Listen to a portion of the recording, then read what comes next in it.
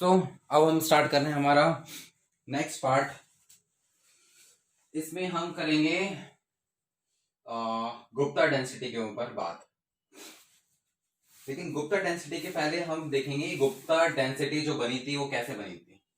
अभी तक हमने क्या पढ़ा था? मौर्यन एम्पायर के ऊपर। जो मौर्यन डेंसिटी थी वो चंद्रगुप्त मौर्य ने बनवाई थी। फिर हमारे सकंदगुप्त आए थे, फिर हमारे अशोक आए थे। ठीक है, ऐसे ऐसे ऐसे करते करते करते अब हमें ये देखना है जो हमारा लास्ट मौर्यन रूलर था उसको किसने मारा था? उसको मारा था पुष्यमित्र संघा ने। ठीक है, जो हमारा लास्ट मौर्यन रूलर था वो बहुत ज्यादा वीक था। मतलब वो कैपेबल नहीं था कि मौर्यन डेंसिटी को, साम्राज्य को और आगे फैला पाए जितना अशोका के टाइम पे था। हमने बताया था अशोका के टाइम पे हमारा एक अखंड भारत, संपूर्ण भारत, थोड़ा बहुत साउथ का पार्ट छूट जाएगा तो पूरा जो पार्ट था वो मौर्यन एम्पायर के अंदर आता था। लेकिन जैसे ही अशोका मरे, फिर उसके बाद और अदर्स उसके सक्सेसर्स आए और उसके गद्दी पे जो बैठे, जो हमारा लास्ट रूलर था उसको पुष्यमित्र संघा, जो कि मौर्यन एम्पायर के अंदर एक मिनिस्टर था, उसको मारा पुष्यमित्र संघा ने। और फिर वहीं से संघा डेंसिटी की स्थापना हुई। फिर संघा डेंसिटी बनी। फिर वो उतना अच्छा काम नहीं कर पाए पूरे इंडिया में। कुछ ही डेंसिटीज, कुछ ही एम्पायर्स ऐसे थे, जैसे कि हमारा मौर्यन एम्पायर मान लीजिए, वो लंबे टाइम तक था और उस टाइम पे बहुत ज्यादा इंडिया का पार्ट था। फिर जब आप बहुत आगे बढ़ेंगे तो मुगल एम्पायर्स में जो हमारा बाबर, अकबर, औरंगजेब, शाहजहां थे, उस टाइम पे, अकबर के टाइम पे इंडिया एक बहुत बड़ा पार्ट था जो कि एक राजा के अंदर था। तो सबसे इंपॉर्टेंट मॉडर्न था। उसके बाद संगा डेंसिटी ने इतना कुछ करके नहीं दिखा पाई। संगा डेंसिटी हमारी 185 बीसी में शुरू हुई थी। तो इस डेंसिटी में कोई ज्यादा फेमस रूलर थे नहीं, तो इसलिए मैंने उसका मेंशन नहीं किया। और वो आपके एग्जाम पॉइंट ऑफ व्यू से भी नहीं आने। हाँ, अगर हम यूपीएससी की तैयारी कर रहे होते तो हमें एक एक चीज बारीकी से पढ़ना पड़ती है। मैंने आपको स्टार्टिंग में बता दिया सबसे ज्यादा जरूरी यह है कि हमें क्या नहीं पढ़ना, वो चीज एलिमिनेट होना जरूरी है। फिर जैसे ही संगा डेंसिटी का खात्मा हुआ, फिर उसके बाद सतवनहा डेंसिटी आई। सतवना डेंसिटी बेसिकली साउथ एरिया का था। जो हमारा इंडिया का साउथर्न पार्ट है ना, मैं आपको ऐसे बना देता हूँ, जो हमारे साउथर्न पार्ट है ये सतवना डेंसिटी वहां से बिलोंग करती थी। तो इसमें हम देख लेते हैं सतवना डेंसिटी की स्टार्टिंग करी थी सिमुका ने, SIMUKA, सिमुका वहां के फर्स्ट राजा थे। फिर उसके बाद काफी राजा हैं, हमें वो सारे नहीं पढ़ने। हमें सबसे इंपॉर्टेंट जो राजा, पावरफुल, ग्रेटफुल, जिसने बहुत सारे युद्ध जीते, बहुत सारी फाइट जीती, बहुत क्रांति लाए अपने राज्य में, वो थे हमारे सताकर्णी वन। ये सताकर्णी 1, 2 आपने सुना होगा, चंद्रगुप्ता 2, 3। ये एक्चुअली क्या होता था, जो आर्कोलॉजिस्ट होते थे, सताकर्णी सिमुका के दादाजी वगैरह मान लीजिए वो थे, तो वो अपने पोते का नाम भी वही लिख देते थे। अगर हम फिर से सता करना लिख देते तो कंफ्यूजन हो जाती। तो कहते हैं ना, जैसे कि मेरा नाम जून अभिलाष सिसोदिया, मैं अपने पोते का नाम भी अभिलाष रख दूं तो उसका नाम मैं रखूंगा जूनियर अभिलाष, जिससे कंफ्यूजन दूर हो जाए कि अभिलाष यानी कि पोते की बात हो रही है। उसी तरह ये सताकर्णी 1 पावरफुल राजा थे सतवनहा डेंसिटी के। ठीक है, फिर क्या हुआ, अचानक से सतवनहा डेंसिटी का भी खात्मा हुआ।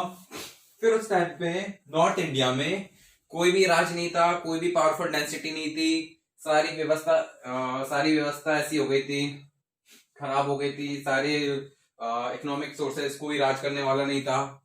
तो इस चीज का फायदा उठाते हुए गुप्ता डेंसिटी की शुरुआत हो गई। तो गुप्ता डेंसिटी की शुरुआत श्री गुप्ता ने की। अब जैसे मान लो कि मैं एक शहर में रहता हूं और वहां का मेन जो राजा खत्म हो जाता है, और जैसे ही खत्म होता है उसी टाइम पे कोई मौके का फायदा उठा के धीरे से अपना कोई राज शुरू कर देता है। जितने में कोई और कदम उठाया उसके पहले किसी और ने उठा दिया। समझ रहे हैं मेरी बात? जैसे ही कुशन डिक्लाइन हुआ, सॉरी, सतवनहा डेंसिटी के बाद एक कुशन डेंसिटी भी थी। मतलब मौर्यन के बाद ऐसे 5-6 डेंसिटीज और आई जिनका आती गई और जाती गई। तो जो बिल्कुल लेटेस्ट थी गुप्ता डेंसिटी की जस्ट पहले होती कुशंस, जिसका खात्मा होती श्री गुप्ता थे, उन्होंने इसकी नींव रख दी। श्री गुप्ता के बाद एक घटोत्कच थे, उनका मैंने नाम लिखा नहीं क्योंकि उन्होंने ज्यादा कुछ काम किया नहीं था। उसके बाद जो हम कह सकते हैं प्रॉपर तरीके से जो गुप्ता डेंसिटी स्टार्ट हुई थी, वो स्टार्ट की थी चंद्रगुप्त वन में। चंद्रगुप्त मौर्य अलग है और चंद्रगुप्त वन ये गुप्ता डेंसिटी के बंदे हैं, आई मीन राजा हैं। फिर उसके बाद हमें समुद्रगुप्ता, फिर चंद्रगुप्ता टू, फिर कुमार गुप्ता, फिर सकंद गुप्ता। गुप्ता डेंसिटी ने भी काफी राज किया। जो हमारा गुप्ता पीरियड था वो गोल्डन पीरियड कहा जाता है, गोल्डन पीरियड ऑफ हिस्ट्री कहा जाता है। वो इसलिए कहा जाता है क्योंकि गुप्ता पीरियड के अंदर ही बहुत सारी चीजें डिस्कवर हुई। हमारे गुप्ता पीरियड में ही बहुत सारे कल्चर्स ने जन्म लिया, बहुत सारे जो गॉड्स हमारे विष्णु, शिव, राम, इनका वर्णन हुआ। बहुत सारी खोज हुई, जैसे मैथमेटिशियंस आर्यभट्ट हुए, उन्हें जीरो की डिस्कवरी की, एस्ट्रोनॉमी की डिस्कवरी हुई, आर्किटेक्चर की डिस्कवरी हुई, नई नई एंशियंट इमारतें आई। जो अजंता एंड एलोरा केव्स हैं महाराष्ट्र में, वो सारी इसी टाइम पीरियड में बनी थी। बहुत सारे जीनियस लोग इसी टाइम में पैदा हुए थे और इसी टाइम में बहुत हमारा जो इंडियन कल्चर है वो डेवलप हुआ। जो सती प्रथा सिस्टम होता था ना, सती प्रथा में क्या होता था, मान लो हस्बैंड अगर मर जाता है तो जो उनकी वाइफ होती है वो जौहर करेंगी। जौहर का मतलब होता है वो भी अपने आप को अग्नि में समर्पण कर देंगी। पद्मावत मूवी में आपने जरूर देखा होगा जौहर सिस्टम, ठीक है। तो गुप्ता डेंसिटी इसलिए भी बहुत ज्यादा इंपॉर्टेंट मानी जाती है इस पॉइंट ऑफ व्यू से। तो अब हमें बेसिकली पढ़ना क्या है, मैंने आपको क्या बताया था, हिस्ट्री इंटरेस्टिंग तभी हो सकती है, अभी 2020 चल रहा है, हमें प्रीवियस देखना है कि हमारा इंडिया 2019 में कैसा था सब जानते हैं, 18 में कैसा था वो भी सब जानते हैं, 2000 में कैसा था वो भी जानते हैं। हमें जानना है हमारा इंडिया 1000 साल, 2000 साल, 3000 साल पहले कैसा था। वो चीज जानने के लिए उस समय का कल्चर क्या था, उस समय के लोग क्या पहनते थे, क्या खाते थे, किस तरह से बिजनेस करते थे, किस तरह से देश चलाते थे, किस तरह की कानून व्यवस्था होती थी, किस तरह की अर्थव्यवस्था होती थी, वहां का जो मेन राजा था जिसे हम प्रेसिडेंट बोलते हैं, वो उस देश को कैसे चलाता था, वहां पे क्या प्रॉब्लम्स होते थे। जैसे आज की डेट में हमारी पाकिस्तान के साथ टेंशन है, चाइना के साथ टेंशन है, बाउंड्रीज हैं, मोनोपोलीज हैं, तो उस टाइम पे क्या खतरे होते थे। तो हमें ये सारी चीजें जानना है, ठीक है। और उस टाइम में जो मेन हीरोज थे, जैसे कि बाजीराव मस्तानी मूवी सबने देखी होगी, जिसमें पेशवा बाजीराव जो हमारे रणवीर सिंह हैं, तो उनको देख के हमें कितनी खुशी मिलती है, कितने महान योद्धा थे, उनके टाइम पीरियड में उन्होंने कितने युद्ध जिताए, नई नई चीजें डिस्कवरी हुई। तो हमें भी ये देखना है, एक एक करके नई नई डेंसिटीज आई, नए नए एम्पायर बने, तो उस एम्पायर में मेन हीरो, मेन कैरेक्टर कौन थे। अब जैसे कि गुप्ता डेंसिटी के अंदर जैसे श्री गुप्ता ने इसकी स्टार्टिंग करी, फिर घटोत्कच आए, वो ऐसी नॉर्मल, लेकिन उन्होंने ज्यादा कुछ किया नहीं। फिर जो मेन बुनियाद हमारी गुप्ता डेंसिटी में स्टार्ट हुई थी, वही थी चंद्रगुप्ता वन से। फिर उसके जो बहुत बड़े हीरो थे वो थे समुद्रगुप्ता, ये एक बहुत पावरफुल रूलर माने गए थे गुप्ता डेंसिटी के अंदर। जैसे हमारे अशोका थे मॉरियंस में, हालांकि उनके बराबर के तो नहीं थे, काफी कुछ था। फिर हमारे चंद्रगुप्ता टू थे। अब हमें क्या करना है, सिर्फ हमें नेम याद करना है कि फर्स्ट रूलर कौन था, लास्ट रूलर कौन था, इंपॉर्टेंट रूलर कौन था, और उनकी अचीवमेंट्स क्या थी, यानी कि उनके टाइम पीरियड में क्या एक्स्ट्रा हुआ था, क्या स्पेशल हुआ था, और उनकी अगर कोई क्वालिटीज है उन राजाओं की, उन किंग्स की, तो हमें वो मेंशन करनी है। प्लस हमें हर डेंसिटी के साथ उसका कल्चर देखना है कि उस डेंसिटी में वहां का समाज कैसा था, वहां की सोशल लाइफ कैसी थी, वहां पे लोग बिजनेस कैसे करते थे, वहां पे टैक्स कैसे पे करते थे, वहां का रेवेन्यू सिस्टम कैसा था, वहां का एडमिनिस्ट्रेशन सिस्टम कैसा था, वहां का लॉ कैसा था, वहां पे औरतों को किस तरह की छूट दी जाती थी, मर्दों को किस तरह का रूल था, वहां पे बिजनेस क्या थे। तो हमें बस यही करना है। सोशल इसी का ही नाम है, सोशल का मतलब ही यही होता है, सोशल लाइफ जानना किसी की। अच्छा, हम सोशल नेटवर्किंग साइट में क्या करते हैं, अपनी पर्सनल लाइफ शेयर करते हैं, फोटोज डालते हैं, पिक्चर्स डालते हैं, वीडियोस डालते हैं। एनिवर्सरी है किसी की तो उसने पटक के फोटो डाल दी है, बर्थडे है तो डाल दिया, कहीं नई जगह गए तो हमने वो उसके फोटोज डाल दिए, यानी कि हम अपनी सोशल लाइफ शेयर कर रहे हैं। तो इसी तरह हिस्ट्री भी क्या कर रही है, हमें अपनी सोशल लाइफ शेयर करा रही है। समझ रहे हैं आप। अब हमें सोशल लाइफ पता पड़ रही है गुप्ताओं की कैसी थी, समुद्रगुप्ता इनकी कैसी थी, ठीक है। तो चंद्रगुप्ता वन की हमारे मेन राजा थे, ठीक है, इनका काफी नाम था। फिर हमारे समुद्रगुप्ता थे जो कि बहुत ही पावरफुल थे, इनके टाइम पीरियड में मैं बता दूं, एक हरिसेन करके कोर्ट पोएट थे जिनका नाम बहुत उल्लेखनीय है, बहुत इंपॉर्टेंट है। इनने बहुत सारी पोएम्स, बहुत सारी कविताएं दी हैं। तो हमें ये याद रखना पड़ेगा, हरिसेन किसके कोर्ट में काम करते थे, आई मीन किसके कोर्ट में थे, किसके टाइम ड्यूरेशन पे थे, समुद्रगुप्ता में। दूसरी चीज हमें याद रखनी है, समुद्रगुप्ता के टाइम पे जो हमारा नेवल मिलिट्री थी, समुद्र तट पे जो हमारी फौज थी, वो उस टाइम पे बहुत स्ट्रांग हुआ करती थी। ठीक है, कोई बाहरी आक्रमणी करे, जैसे श्रीलंका से, इंडोनेशिया से कोई हमला करे, तो पहले ही नेवी पे, हमारे जो समुद्र तट पे पहले से हमारे बंदे तैनात है। ठीक है, समुद्रगुप्ता एक एक्सीलेंट पोएट थे, वो पोएट्री भी बहुत अच्छी करते थे। आज थोड़ी तबीयत ठीक नहीं है।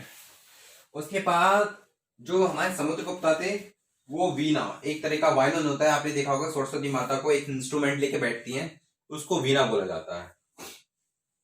वो वीणा भी बहुत अच्छा बनाते थे। अब ये चीज हमें कैसे पता वीणा बहुत अच्छा बनाते थे, वो तो बता के नहीं गए थे, वो ऐसे पता पड़ा क्योंकि गुप्ता टाइम पीरियड के कुछ कॉइन्स, गोल्ड कॉइन्स अवशेष बोले जाते हैं, पाए गए आर्कोलॉजिस्ट को, जिनका काम ही होता है पुरातात्विक चीजों के बारे में जानकारी जुटाना, पुरानी चीजों के बारे में स्टडी करना।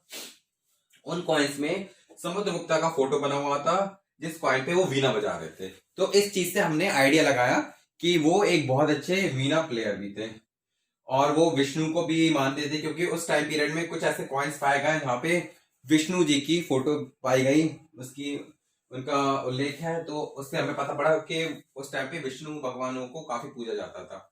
हिस्ट्री इसी का ये मतलब है, जैसे कि आप भोपाल के पास एक प्लेस है रायसेन, वहां पे भीमबेटिका की कुछ पेंटिंग्स हैं। अब उस पेंटिंग्स को देख के, उस पेंटिंग में कुछ हाथी बन रहे हैं, कुछ घोड़े बन रहे हैं, कुछ कुत्ते बन रहे हैं, कोई आग से खेल रहा है, कुछ पेड़ बन रहा है। तो आर्कोलॉजिस्ट उन पेंटिंग्स को स्टडी करके पता करते थे कि उस टाइम पीरियड में शायद ये पैट एनिमल्स भी मौजूद थे।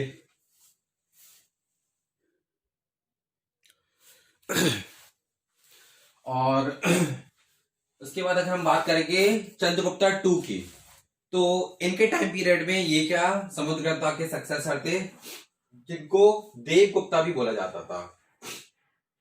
और इनके टाइम पीरियड में इनने मैरिज अलायंस का सिस्टम शुरू किया। मैरिज अलायंस का मतलब क्या हुआ कि दूसरी कास्ट की लड़की से शादी कर लेने से क्या होगा कि जो दूसरी कास्ट का राजा है वो हमारे से एक समझौता कर लेगा। जैसे फॉर एग्जाम्पल मुगल्स टाइम में क्या होता था कि अकबर क्या होता था, ठाकुर औरतों से या ठाकुर महारानियां हैं, राजपूत महारानियां हैं, उनसे शादी करके उनसे एक अलायंस कर लेता था। अब क्या हुआ, मुगल्स और ठाकुर समझी हो गए हैं, तो वो एक दूसरे पे आक्रमण नहीं करेंगे।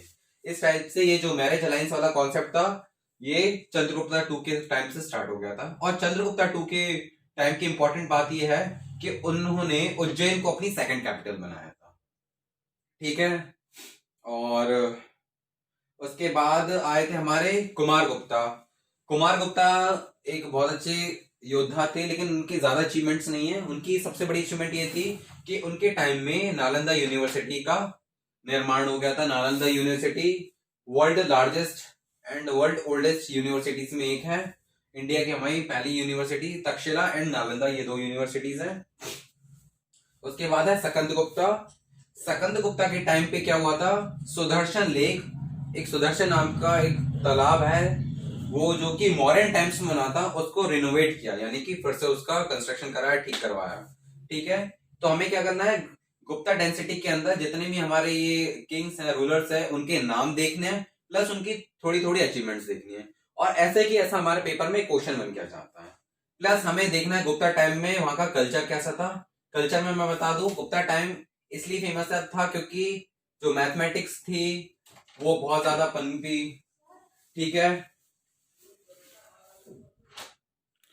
ठीक है, मैथमेटिक्स बहुत, टिग्नोमेट्री, ज्योमेट्री, स्टैटिक्स, ये सारी मैथमेटिक्स का जो डेवलपमेंट था, जो ग्रोथ थी, वो गुप्ता पीरियड्स के टाइम पे बहुत अच्छी हुई थी। एस्ट्रोनॉमी में भी हम लोगों ने बहुत अच्छी महारत हासिल करी थी। जैसे वाराहमिर और ब्रह्मगुप्ता एस्ट्रोनॉमी के काफी अच्छे जाने माने पर्सन कहलाए जाते हैं। जैसे मैथमेटिक्स के हमें आर्यभट्ट थे। ठीक है, और आर्किटेक्चर वहां पे सारी चीजें, मतलब इंजीनियरिंग का आविष्कार हुआ, जन्म हुआ वहां पे। पेंटिंग वगैरह हम लोगों ने काफी सीखी। पेंटिंग गुप्ता पीरियड से काफी ट्रेंड में आ गई थी। और गुप्ता पीरियड इसलिए भी माना अच्छा जाता है क्योंकि गुप्ता पीरियड में ही जितने भी हमारे बड़े बड़े आर्टिस्ट हैं, इंटेलिजेंट पर्सन्स हैं, वो लोग इसी टाइम ड्यूरेशन में, इसी कोर्ट में, काल में आए थे और उन्होंने अपना बहुत अच्छा योगदान दिया।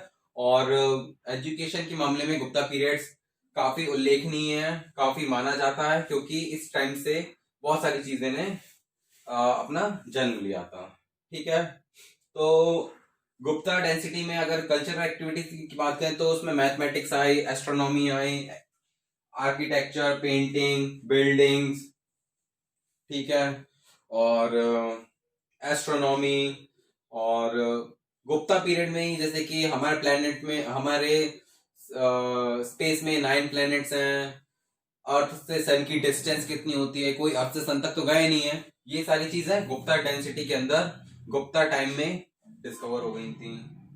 मून की दूरी कितनी है, सन है वो, अर्थ है जो सन के चक्कर लगाता है, मून अर्थ के लगाती है, ये सारी चीजें बिगड़ जाने पहचाने, ये सारी चीजें गुप्ता डेंसिटी के अंदर ही डिस्कवर हो गई थी।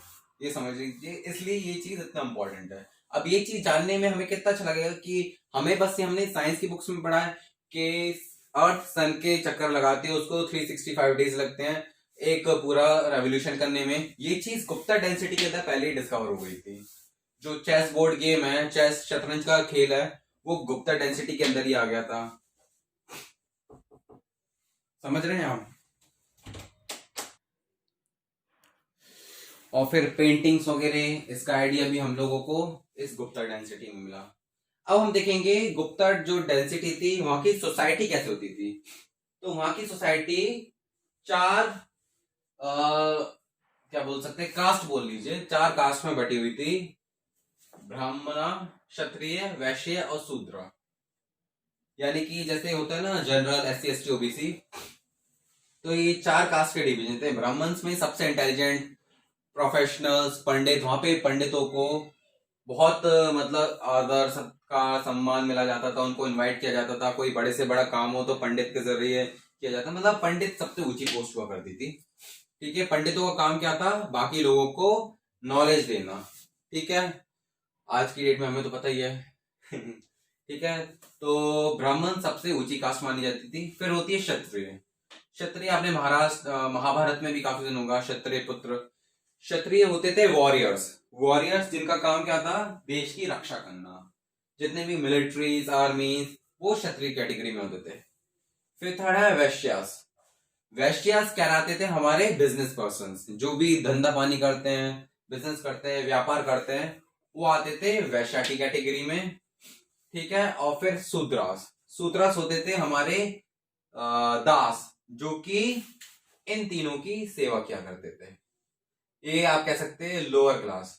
और आपको बता दूं, जो आज की डेट में कंडीशंस हैं वो आज भी ये ही फॉलो आ रही हैं। जो हमारे का साथ भेदभाव की चीज होती है, शूद्रास की, जो शूद्रास की कंडीशन आज SC ST बन चुके हैं क्योंकि ये लोग उनको सर्व किया करते थे। ब्राह्मण आज भी सबसे ऊंची जात माने जाते थे। आपको पता होगा छुआछूत वाली बात, बहुत टाइम पहले जैसे अगर किसी पंडित को गलती से कोई छोटी जात वाला छू लेता था तो वो क्या करता था, इसको बहुत मारते थे, प्लस इनको नहाना पड़ता था, धोना पड़ता था, और फिर इनको साथ में कोई बैठाने तैयार नहीं होता था। जैसे भीमराव अम्बेडकर की हम बात करेंगे, डॉक्टर भीमराव अम्बेडकर की, उनका इतिहास, उनका जो हिस्ट्री है बहुत डिफरेंट है। किसी दिन मैं आपको अच्छे लेक्चर में समझाऊंगा। क्षत्रिय आपको पता ही है, जितने भी क्षत्रिय होते थे वो वॉरियर बनते थे, सेनापति बनते थे, सेना में भर्ती होते थे।